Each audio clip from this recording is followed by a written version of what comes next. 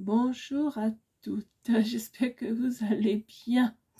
Alors, toujours dans la continuité de ce que nous avons vu sur la persévérance, aujourd'hui je vais vous présenter quelques pistes et quelques moyens donc pour justement la booster quand il s'agit de mener à bien ton projet professionnel ou ton projet de vie. Alors, quand tu prends une décision guidée par un objectif précis, dans les tâches que tu te fixes chaque jour pour y arriver, il te faut augmenter ta persévérance.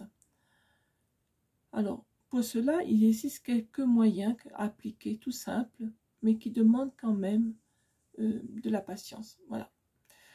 L'autodiscipline. Donc, t'autodiscipliner, c'est le premier moyen. Elle est souvent perçue, l'autodiscipline, comme une contrainte et une souffrance, alors qu'elle se rapproche plus du sens du devoir qu'il te faut avoir vis-à-vis de toi-même et de ton pourquoi. Pourquoi, justement. L'autodiscipline que tu vas appliquer t'appliquer à avoir est une étape nécessaire pour aller vers on va dire, un meilleur dans ta vie. Crois-moi, l'autodiscipline en ce sens est porteuse de liberté, quand tu vas acquérir des automatismes qui seront de plus en plus faciles pour mener tes actions vers ton objectif. En deuxième point, il s'agit de planifier tes tâches concrètement, tes tâches concrètes de chaque jour. Il est nécessaire de les planifier, tes actions, chaque jour pour les avoir sous les yeux et ne pas t'éparpiller surtout.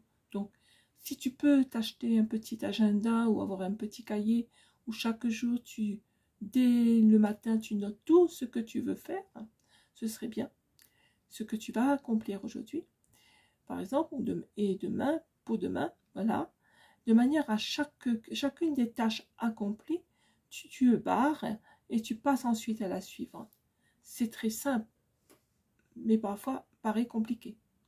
Si survient un imprévu qui peut repousser une des tâches ou la faire te contourner par une autre, surtout, il ne faut pas culpabiliser, mais t'accorder le fait que tu es humaine et que tu ne peux pas tout maîtriser, bien sûr.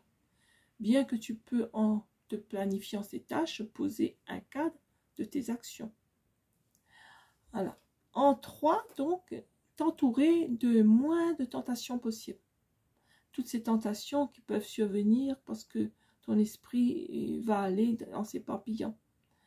Il faut donc surveiller tes pensées en ayant à l'esprit ce qui est positif pour toi dans ton projet, c'est-à-dire ce que tu veux atteindre et non tes peurs, tes angoisses et tes doutes. Il est important dans ce cadre-là d'organiser ton environnement en ce sens.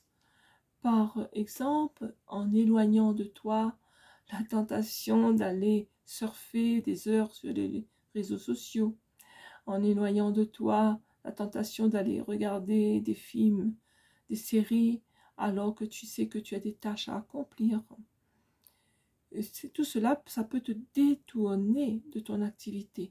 En imposant des créneaux que pour tes tâches, tu verras que bien sûr, ça n'empêche pas d'aller regarder des films, etc. Mais en t'imposant chaque jour des créneaux précis, je sais pas, 1 heure ou 2 dans la journée, voire plus, pour tes tâches, eh ben, tu verras que tu seras de moins en moins tenté à aller faire autre chose, mais plus en plus tenté à faire ce que tu dois faire. En 4, donc le 4e point, le 4 points, c'est se lever tôt. Donc, se lever tôt. L'avenir appartient à ceux qui se lèvent tôt, dit-on.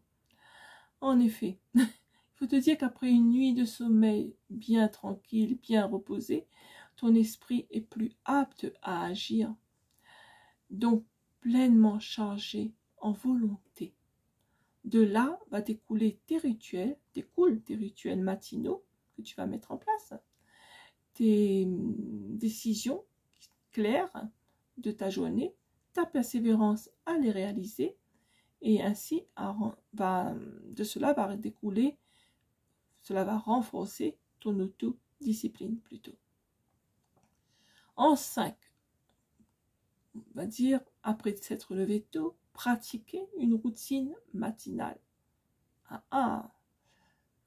C'est pas facile souvent, parce qu'il faut de la patience. Ça, on verra après. Une routine matinale, cela dope ton énergie, discipline ton cerveau et t'aide à te mettre en action. Avoir un rituel quotidien où tu te centres sur des exercices de respiration, de méditation, tu te centres sur toi, sur de la lecture, où tu t'accordes quelque temps de lecture instructive et épanouissante, où tu fais de l'exercice physique aussi. Donc, tu verras que ça va t'aider, parce que pleine d'énergie par la suite et fière de toi, tu es alors motivé à accomplir tes tâches comme plaisantes et normales, car destinées à faire avancer ton projet et ton objectif. En 6, être dans la gratitude envers toi-même. Nous en avons déjà parlé dans une autre vidéo. Avoir de la gratitude envers soi est nécessaire car elle permet de te récompenser, de te sentir bien, d'être fier de toi. Et elle t'encourage à faire une tâche après une autre, donc à persévérer. Sois fier et félicite-toi de chacune des tâches accomplies, chaque pas que tu as accompli, pour augmenter ta confiance en toi et l'estime de toi. En associant par exemple plaisir et persévérance, tu mets en place des éléments solides dans ta vie. Et tu es moins déstabilisé d'ailleurs de ce fait. Écrire une liste de tes mots d'autodiscipline et de motivation, de tes affirmations positives, sur des post-it que tu disposes un petit peu partout dans la maison, là où tu passes très régulièrement, très souvent. Tu les as alors en lecture continuelle, régulière, plusieurs fois par jour, et cela va t'encourager à persévérer aussi. Enfin, en 8, être patient. On en parlait tout à l'heure, dans la persévérance, cela peut prendre plusieurs jours pour ancrer en toi une nouvelle habitude. Et c'est normal. Ça ne veut pas dire que tu n'en es pas capable, mais il te faut du temps. Ton cerveau a besoin d'un temps d'adaptation, alors ne te déprécie surtout pas.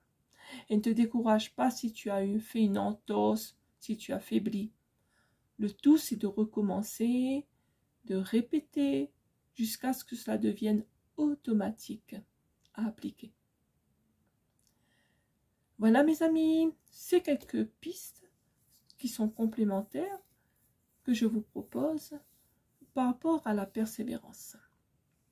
Toutes ces étapes, nous pouvons les clarifier ensemble lors d'un entretien personnalisé où je t'apporterai selon ta situation à toi les éléments de réponse qui te sont nécessaires. Voilà, si tu as aimé cette vidéo, n'hésite pas à liker, à partager et à commenter. N'hésite pas aussi à donner ton avis sur la page ABC Corinne Conseil et son contenu en allant sur mon profil. À très bientôt pour une prochaine vidéo et un prochain sujet.